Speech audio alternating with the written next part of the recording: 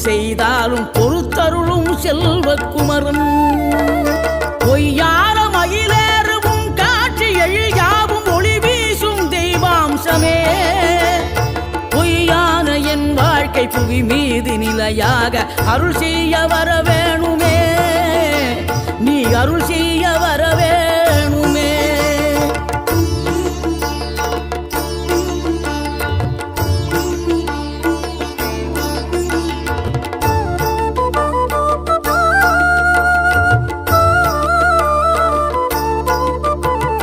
இகழ்தலையும் புகழ்தலையும் ஒரு முகமாய் கருதும்படி செவி உரைத்த முத்து குமரன்